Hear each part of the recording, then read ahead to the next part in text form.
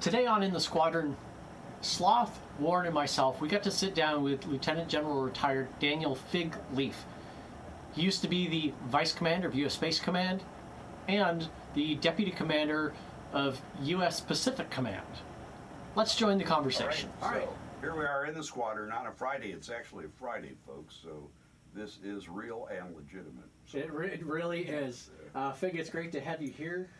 So, we've been discussing with the resurgent China, especially with your time spanning through the rise of China, and now we get into where it's one of the largest economies in the world. How has your thinking on China changed, and really what should the U.S. approach towards China be? So is it a resurgent China? Not really, because all of their fantasies about the glorious past of China are made up. Okay, there's not a lot of truth in China. Okay.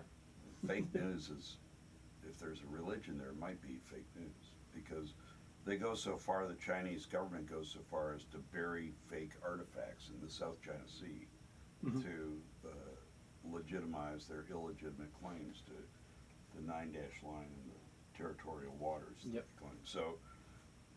So the history isn't that great.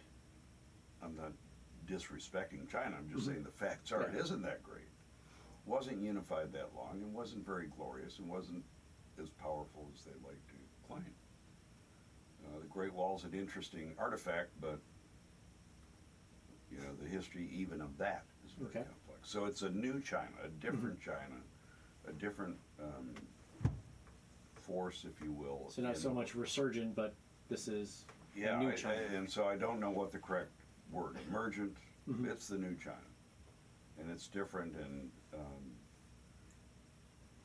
and it should concern us all. The United States, by and large, made possible the emergence of the new China because we were such a moderating force in the Indo-Asia-Pacific, in particular in Northeast and Southeast Asia. We didn't go nuts in Korea. We didn't cross the Yalu. They still entered the war, you know, and call it the war against U.S. aggression. I think the Chinese were actually legitimately concerned about, not about losing their buffer or about protecting the North Korean people. They were concerned about incursions into Chinese territory.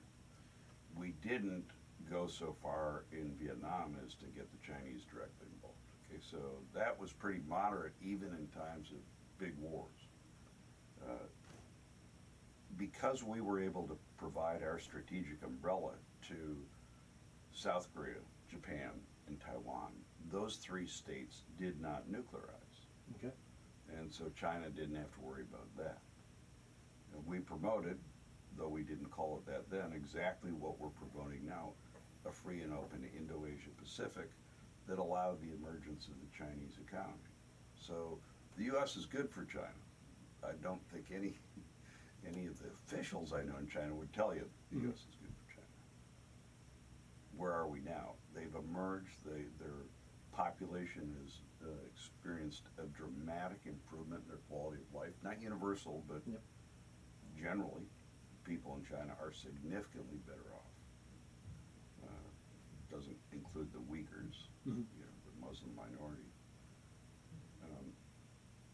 And all that happened during, you know, decades of sort of softening of the communist ideology and some reasonableness from Chinese leaders. Not perfect. That's an airplane. I like it. I love it. But now we're in yet a different place, and I think since the 19th Party Congress in late 2017, there's been a real shift, and it's not a good shift. Okay. And that is the Maoification, if you will, of Xi Jinping, the president. What do you mean by Maoification? They've deified him. Okay. They've entrenched him in power, removed term limits. He's very significantly consolidated power and authority in ways that are pretty repressive. So it'd be almost a parallel to Kim Jong-il and the way North Korea That's embody their that's a leader, or is that complex. Yeah, it's more the way Mao was Okay.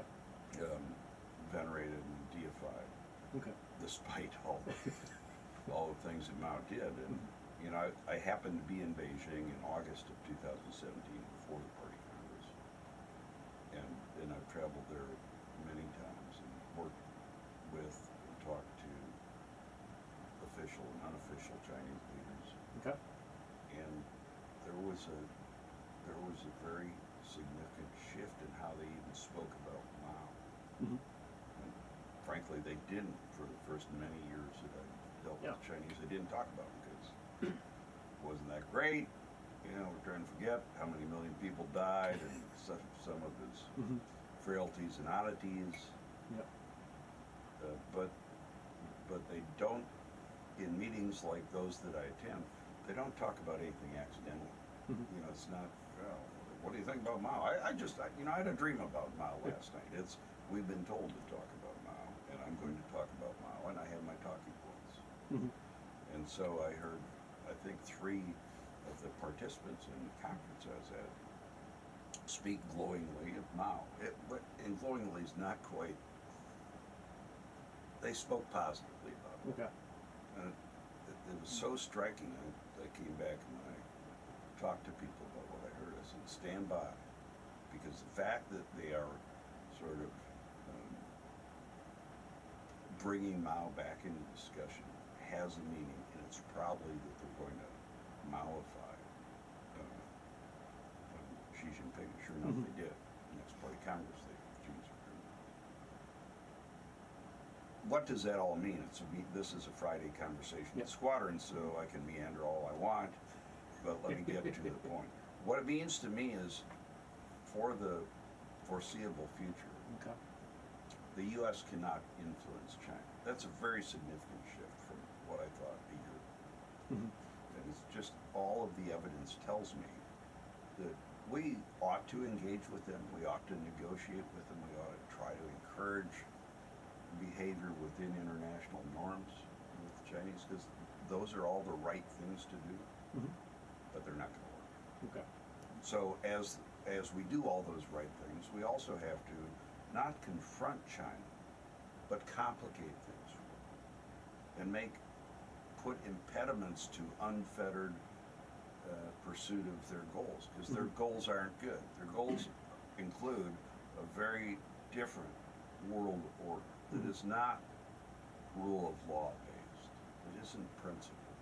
That serves China and really nobody else. And if you look at Chinese government and commercial involvement around the world, what should concern us is how self-centered, selfish, self-serving Chinese actions are. And that's what, fortunately for us, fortunately for the world, that's what makes them not a very endearing partner in any domain, commercial, military, diplomatic, because they're about Chinese perceived interests and not anybody else's.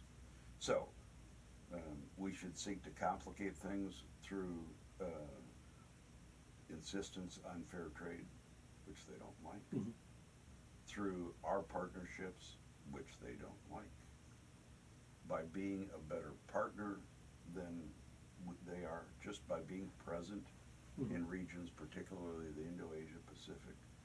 They don't like that, and when we partner and live up to our principles and our values and what we say we believe in, we're a much more attractive partner than China.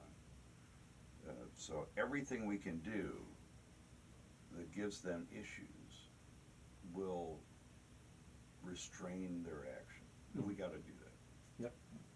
So that's the bottom line, Lieutenant Dan. The bottom line is we can't influence them right now. They're not influenceable. So we have to introduce impediments to their unfettered action. Complicate their trade. Complicate everything. Complicate the new Silk Road. Things of that nature. Complicate the growth of Huawei by cutting them out of the 5G business. Okay. Awesome. That sounds not very optimistic. I think it's just realistic. Well, that's what we're looking for. I know, Eric, you had a question earlier. Well, actually, I have a new question. A new question. Okay, let's go with that one. On that thought, sir, the idea that they're uninfluenceable for at least a short-term foreseeable future, what sort of event might precipitate a change in that? 100 years in dramatically different leadership. So, Okay. you know, let me take the Chinese long view and say, I don't think it's going to change anytime soon.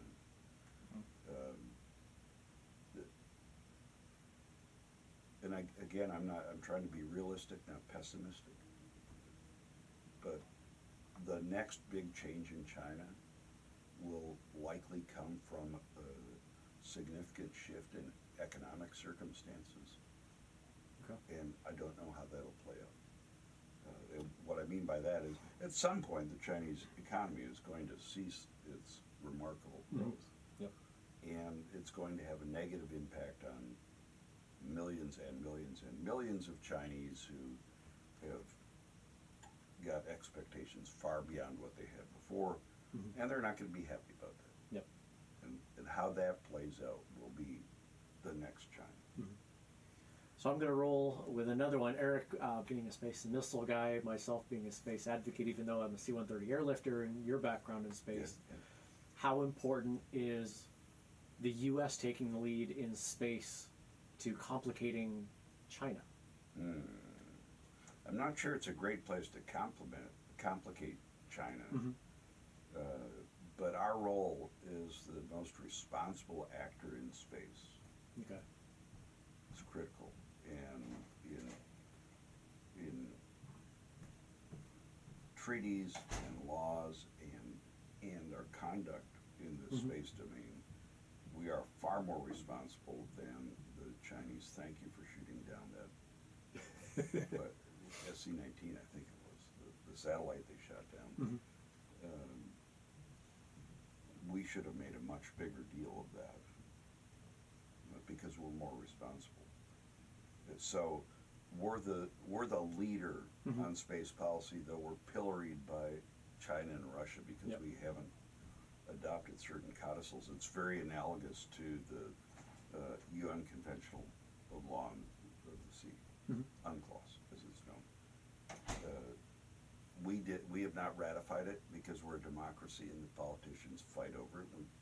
We've never gotten to the point where we could ratify and thus sign the UN Convention of Law of the Sea, but we follow it. We are probably the most compliant nation in the world of UNCLOS, even though we haven't ratified it. Yep. And the least compliant, probably China, who has ratified it. Yeah. So I'm not. I think space is truly the most shared domain because of its nature. It's over everybody, and you can put boundaries in the maritime domain. You just can't put boundaries in space, other than how far into space you're going. So it's more Sun Tzu's precipitous heights. It's the next high ground. Yeah, the highest of high grounds, the least divisible of high grounds, and something that is of broad benefit to populations, rich and poor, everywhere. So I don't want to make space a battleground. We have to protect our access and our capabilities. But man, I think it is truly different and special, and the U.S. responsible leadership on space law and policy is our most important role. Okay. Eric and I have been talking about